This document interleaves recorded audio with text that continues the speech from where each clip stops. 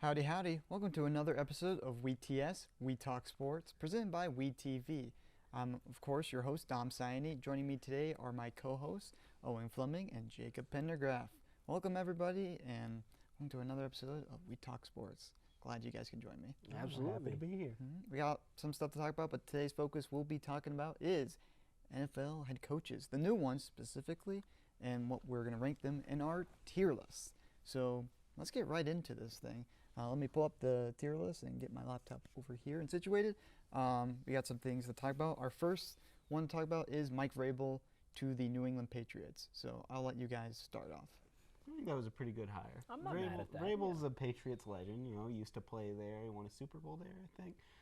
And he was a pretty good head coach with the Titans. I mean, you can tell by the fact the Titans fired him, and then they immediately became the team with the number one overall pick. Yeah. So when that happens, it seems to me there's a high chance you screwed up with your coaching decision. He fits their culture really well. I think he's going to help out. He's never really had a young quarterback to develop, though. Not really, no. So I think it's going to be interesting to see how he reacts with Drake May. But I think it was a solid hire. Yeah, I agree. I think it'll be interesting to kind of see how, the Patriots are giving him a chance with a lot of cap space and a young quarterback, and I think it'll be interesting to see how he develops the team and how he can, obviously the bar is pretty high, with the Brady era. But now, within the past few seasons, the Patriots haven't been all that, so I think it'll be interesting to see where he takes it from there. Hopefully he gets a bit of a longer leash than the last guy. Yeah. I think in terms of this is going to be more of a long-term hire and just going to more than what Gerard Mayo was, and I really think that Vrabel is one of the better coaches that was on the market this year, and for him going to the Patriots, it made too much sense, and Yeah. I think it is also a really good hire, and with under a young quarterback like Drake May, it should be pretty good for them, and the standard will be the standard, but Vrabel embodies that as a former Patriot player, but I think it's good. Would you guys rank this one? I would say A for me, just because I think Vrabel is that good of a head coach that he can elevate the Patriots to go from mediocrity to a fringe playoff team. Yeah, So. I think I'll put it like high A, low S tier, because Yeah. it's just like I agree with you. It made too much sense, Definitely pretty solid. I think Yeah. it is fair. A high A tier. Gotcha. All right, moving over to our next hire, which is Ben Johnson, the former offensive coordinator for the Detroit Lions, going to the Chicago Bears. So, what do you guys think? That's an S tier hire for me. You think so? Yeah, I agree. He was the top offensive mind available this offseason. He led the Detroit Lions through their resurgence. You let them to have a high-flying offense. He went to my high school. So There you go. that's another. There's some plus bias for going him. afoot here. Yeah, there's some bias going afoot. But I think he's a pretty good coach. I think he's going to help Caleb Williams out a lot. I think he's probably the best hire of the offseason. I think so too. I think for for Ben Johnson, he was kind of molded to go somewhere like the Bears, where their biggest issue was commanding that offense, and with how poor Matt Eberflus. It can only go but up for the Bears, and it would suck if this doesn't pan out, and it's once again another tire fire, because it is still the Bears, That would and be very Bears. They will have a coded. new owner, though. They will, Let's so we keep that into account. we do, but This owner won't be 100 years old. but Rest in peace. Yeah, rest in peace. Rest in peace. But I agree with this one. This one was definitely the highest one on the market, if not a lot of people were making bids for Brian Johnson, and I like this one because I like the relationship that he has with Caleb Williams, and I think that we discovered this with Dan Quinn and Jaden Daniels. The better the head coach and the quarterback, have the relationship of that. If it's a good relationship, it'll kind of expand throughout the whole team, and the whole coach as a whole will improve. And I like that. I think it's S tier. Yeah, I'm gonna agree. It's gonna be high S tier. I'll put it also S tier just because I think he's a really good coordinator. It just depends on what the Bears are going to give him, and if he They've can already handle, upgraded the O-line a lot. and if he can handle kind of that higher rank now. So, but moving over to another Detroit line, Aaron Glenn, who was the defensive coordinator for the Lions this year, and I kind of like this hire. I'm not going to lie to you guys. I really do think Aaron Glenn is the reset that the Jets need. I know we've probably been saying that for a while, but I think because he embodies a lot of the what the Jets were previously, and a former player like Vrabel, I'm more highly on this pick. I think it's perfect for the Jets. Now, granted, it will take some time for them, so yeah. I think it is the breath of fresh air that the Jets need. Yeah. Obviously, with their quarterback situation. Not being with Justin Fields. So. Yeah, I mean, somewhat resolved, but, they have some draft picks to kind of work with here.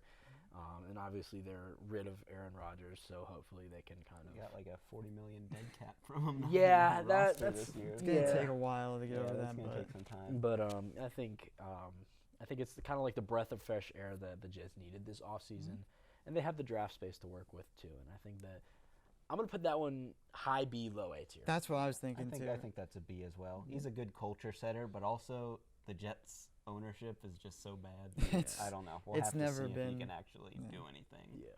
But moving over, we're going to go into the Raiders, who hired former Seahawks head coach and former Super Bowl champion Pete Carroll. Straight to S tier. You think that one's a Straight good to one? S tier. Big fan? Straight to S tier. I Big love fan of Pete Pete Carroll. Carroll? Love me some Pete Carroll. I think he's definitely good for a short-term culture build. I think he'll be good for a long-term culture build. Yeah? You think so? He might be a little bit older, but I think what he did with the Seahawks and the way that the culture is over there and how they treated their players. I've always said this: if you treat the players right, your game is gonna elevate from there. And I think Pete Carroll cares about the well-being of his players, and I think he will be good for another breath of fresh air And he for knows- the Raiders after they kind of had a little bit of a disappointing season. And I think it'll give him a little bit of an opportunity to kind of work with some of that young offensive talent like Brock Bowers to kind of grow And the him environment. getting a guy like Geno Smith, who's Yeah. he's He's more familiar familiar with, with. and Yeah. even then they can move on with a new quarterback, especially if they take one. I think later this year. Yeah, I Um, think that was a good hire. yeah. He knows the X's and O's. He's a solid I'm gonna compromise with this one and say, would you agree if I said high A? I'd I say would high. say high A. High is fair for him. So we'll do that. Higher than the Patriots, yeah. Mostly just because they tried to get Ben Johnson. Yeah. Let's talk about Liam Cohen, who was hired by the Jaguars. Now, there's a lot of mixed reaction with this one, other than the one that will come after that one. But so just to kind of speed up this one, Yeah. I would say, like, for ranking, I would say it's more like with Aaron Glenn. He's a good offensive mind. The question will just be kind of How like he handles his defense. how he handles the Yeah. defense, and also him going from a Tampa Bay offense to a less talented offense that is Jacksonville, but still has some great pieces, quarterback and receiver, obviously, but still. I think he's a good hire. He's relatively unproven, so it's tough to really judge what he's going to do, but he's a solid offensive mind. I think he can help Trevor out a Yeah. lot. I'd say that's I think, a yeah. B maybe. I'm inclined to agree that I don't know a whole lot about him because, Yeah. like you said, he's a little bit unproven. He's One But I year, think- 1 year with the Bucks. So okay. Last year, yeah. Yeah, Okay, they were so I pretty mean, good that year. they were pretty good. On offense. I think that he'll probably, the Bucks had a pretty decent season. They went to the playoffs, got eliminated by the Commanders, but that was everybody's playoff season at this point. But I think he'll have that kind of experience, having a relatively decent season. And I think he'll have that backing him, and I think it'll kind of push him to do some good things. I don't understand how he'll do on defense, mainly just because he's relatively new on the scene. That defense but needs something to be it worked needed some work. But, I mean, I think if he gets all of his draft picks in good working order and he has the backing of the front office with him, I think there's no on for sure now. Yeah. reason that he could have a bad season. I Alright. think. Let's talk. I guess we'll get onto our final two coaches, which kind of have similar backgrounds. Let's talk about Brian Schottenheimer and Kellen Moore. One to the Cowboys, more to the Saints. So Cowboys straight to D tier. I think we can agree. Straight to D tier. Without Nope. we having hate this the Cowboys. conversation, the guy is the most non-proven out of any of them. He was literally given a higher up because, mind you, he did not call plays at all Yeah, last year. He's not a good hire. He's not a good hire. I think this, in terms of that, I don't know what the Cowboys were doing. Like, they should have kept Mike McCarthy if that was the idea, and just nothing. It's not great. Let's talk about Jerry Jones, man. Kellen You're Moore. back to He's a little you're senile. back to the worst owner in Texas. I'm sorry, man, but what was that? He's bad. What was He's it? bad. What All right. was it? before let's wrap this segment up. Let's talk about Kellen Moore real quick. I'm gonna say this one's kind of a C. I think Kellen's going to he's an experienced guy, but he's going to a situation that's more tougher. Yeah. So.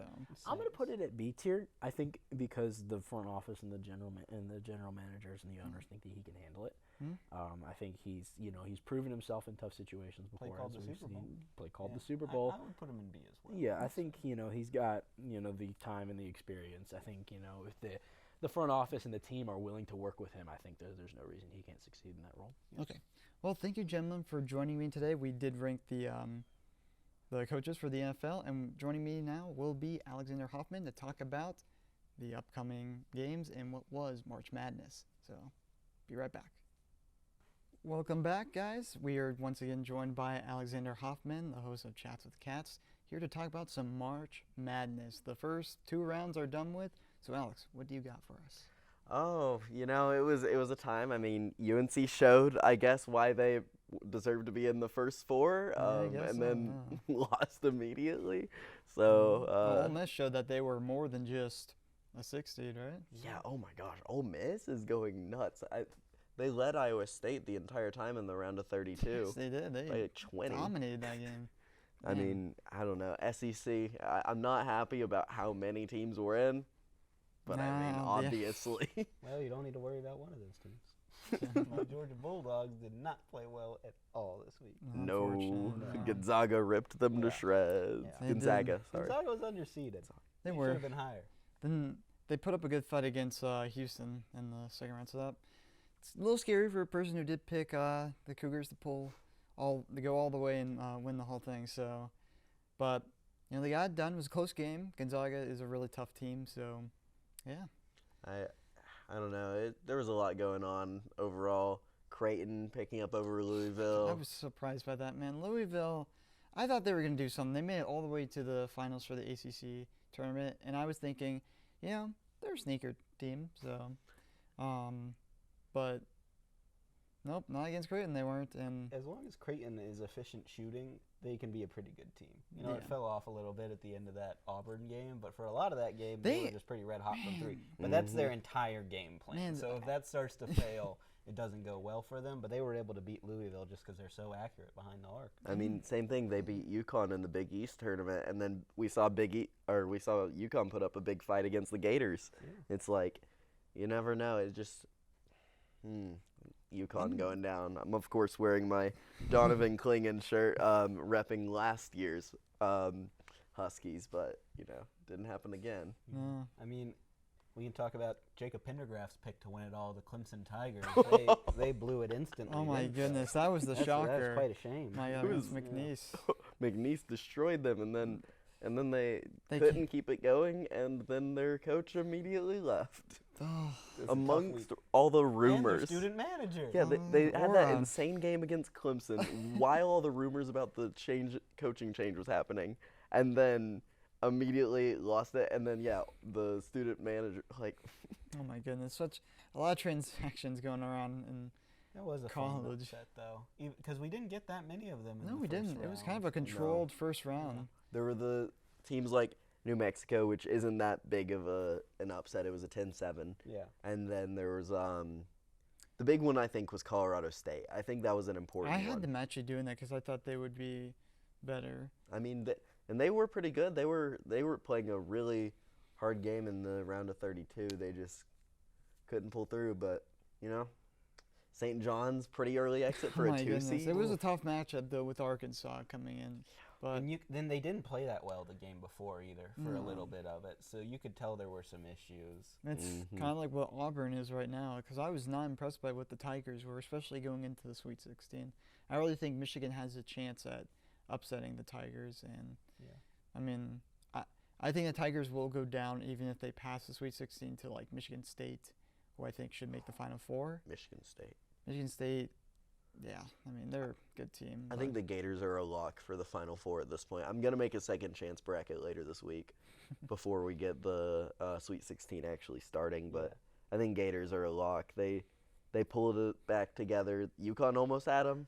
but Gators' talent just outdid them. The I free mean, throw shooting, though. Is free what throw was a shooting. concern. Yeah. yeah. But at the same time, they shot so many free throws. Well, they were getting, I mean, they were driving to the paint and getting up there early, whereas UConn kind of got down early in terms of that especially getting closer to the end of the game. I think Duke will definitely reach the Final Four as well. They've been playing They've pretty been- well they've throughout been- this tournament. Yeah, I think Arizona could pose a small threat to them, but I think Duke will probably pass right by. Yeah. But then again, Arizona, I mean, they get barely by Oregon, and That's true, yeah. so I don't know. Depends if Duke plays. So far, I haven't seen Duke play down to their competition Yeah. in terms of like other teams. Like so far, the teams that I think have kind of earned that are Florida, I think Michigan State, and Duke. Mm-hmm. I would say Houston as well, just because they also kind of been in the area of Gonzaga and Florida, so they've had some tough tests. So, Yeah. Yeah. but I think we're going to see some interesting matchups here in the Sweet 16. I mean, we've got Ole Miss and Michigan State, which with how Ole Miss was playing is going to be electric. Yeah. it will be. Yeah. BYU and Alabama. Phew, BYU. that's a surpriser too. Yeah, we'll have to see. how Getting that a goes. last-second win over Wisconsin, Mm-hmm. man. And Auburn, Michigan. Michigan's a good team. You know, I'd keep an eye on that. I keep an one. eye on them too. I Yeah. have a lot of faith in them. I just think that Auburn will pull it out at the end. But Michigan, I wouldn't be surprised if they take that one. How about that last second, that buzzer beater from Maryland, finally Maryland. ending their streak of losing to buzzer beaters. Maryland. They Finally, the luck goes their way. way for Yeah. the Terrapins. I mean, I can't believe it. I And thought Colorado State had it the they whole had it. game. I know. I picked Maryland personally, but man, it's March Madness. We finally have a buzzer beater. Yeah, yeah. The fact that that's the Finally. first buzzer beater halfway through day 2 of the round of 32. Yeah. like, Pretty telling just how this team construction has changed in college basketball.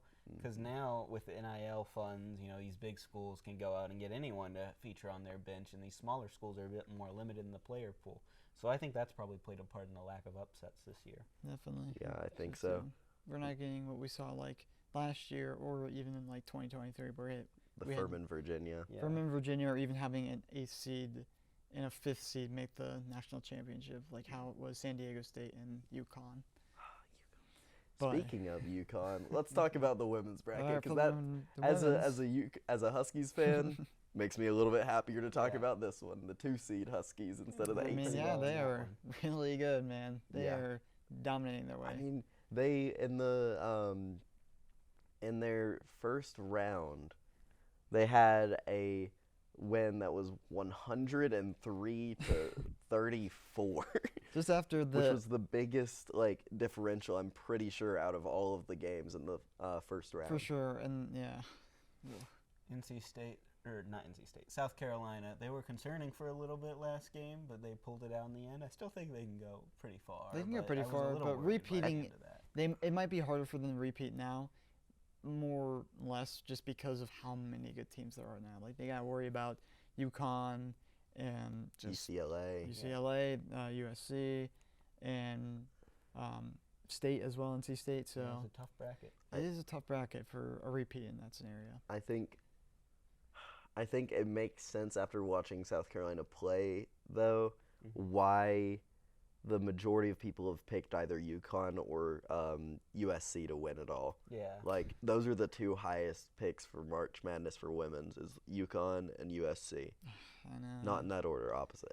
Obviously, yeah, but I mean, USC. Yeah.